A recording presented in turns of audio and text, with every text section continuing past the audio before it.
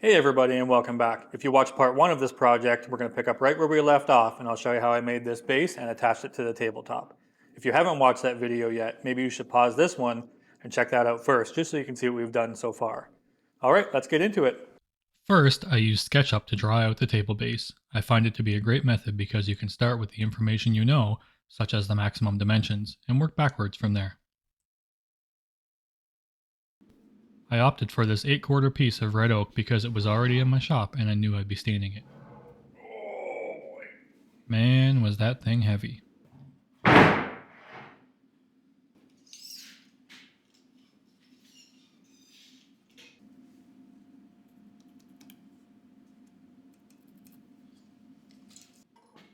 marked my rough measurements and broke down the board with the jigsaw and table saw to make it easier to manage through the milling process.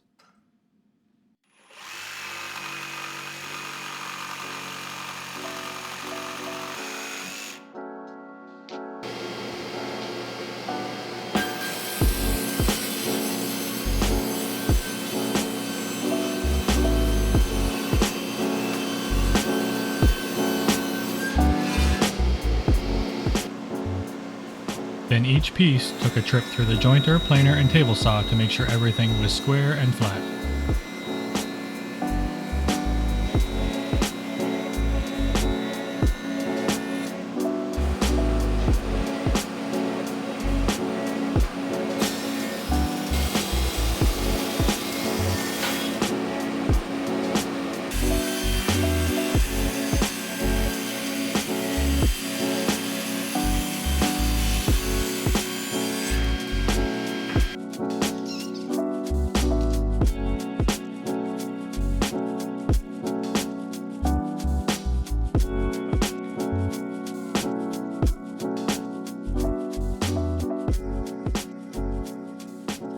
After marking out the legs, I set the miter saw at a 14-degree angle and cut each one to its final length.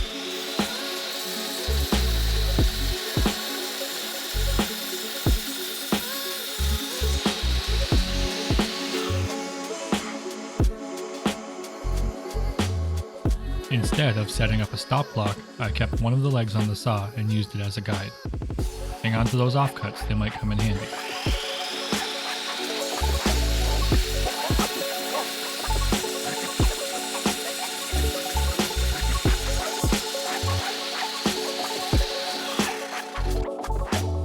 Next, I used one of the legs to mark a cut line for the ends of the stretchers to make sure the angle was a perfect match.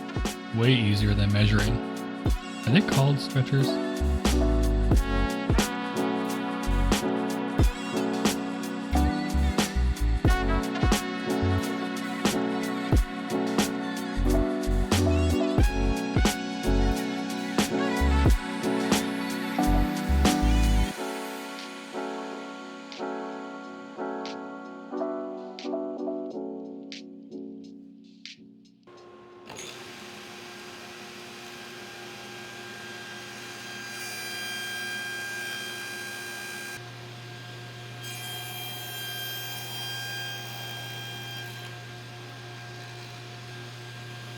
I wanted the half lap joints to be clean, so I cut them just a bit small with the dado stack.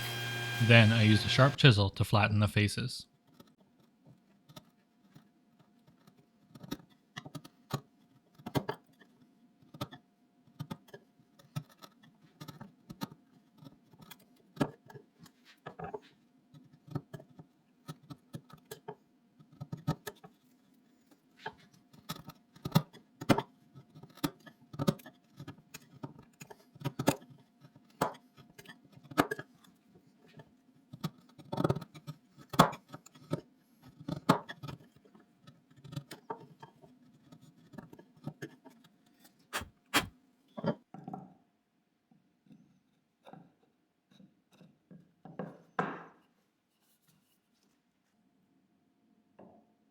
I went with dominoes again for the base for consistency, but I had to use two different sizes because the top and bottom stretchers are different thicknesses.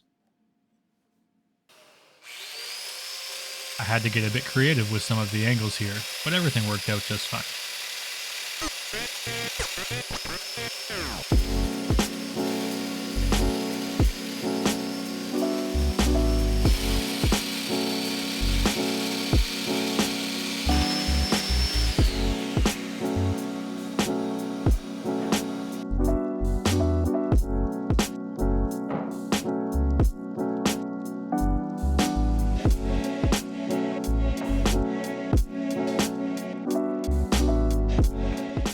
quick dry fit to make sure all the joints fit nicely, and then it was off to the router table.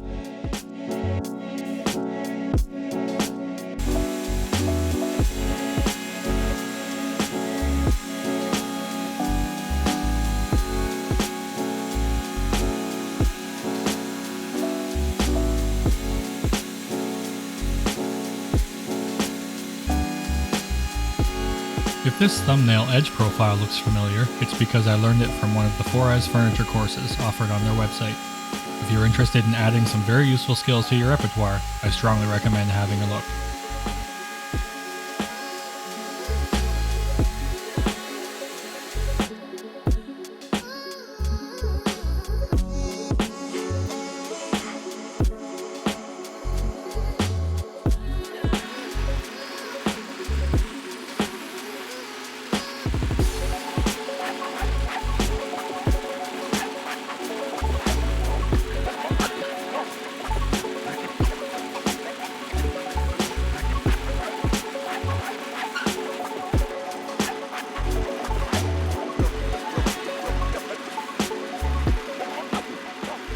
I drilled the holes to receive the mounting hardware, then it was glue up time. Remember those offcuts I mentioned? I used the old tape and glue trick to turn them into clamping blocks to allow for evenly distributed clamping pressure.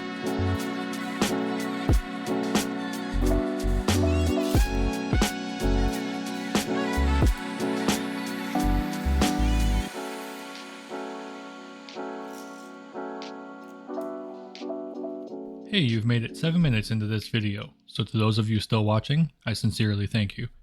If you enjoy my videos and feel like I've earned it, a subscription or an Instagram follow would make such a difference to me personally.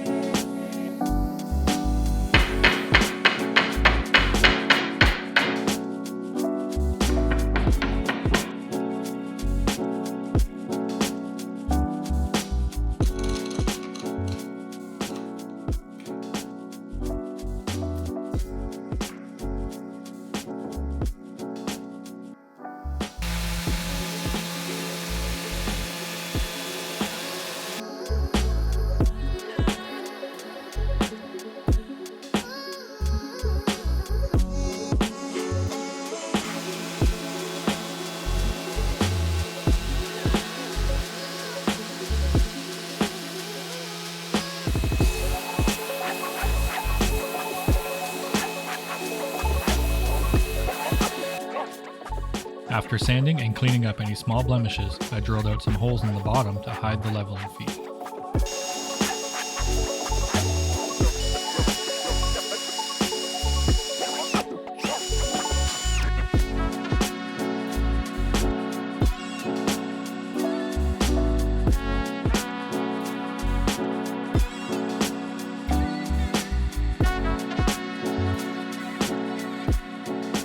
Although I usually prefer not to paint or stain wood, we wanted a dark base and thought this would be a great opportunity to try out Osmo Oil Black Stain. I was expecting a darker finish after 2 coats, but it was probably due to user error. I allowed everything to dry, then applied a couple coats of Osmo Pollux Oil Clear Satin to match the top.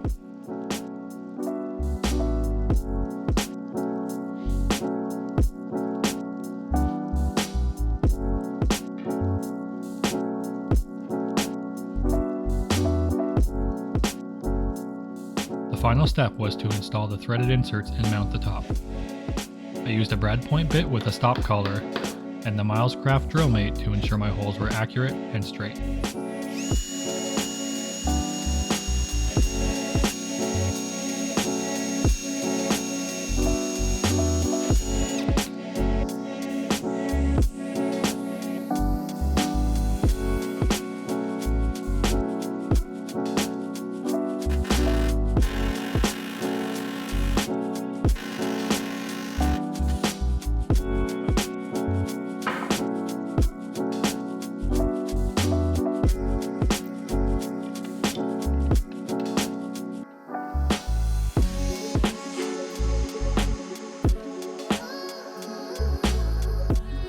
Now the only thing left to do was carry it over to the house for the final reveal.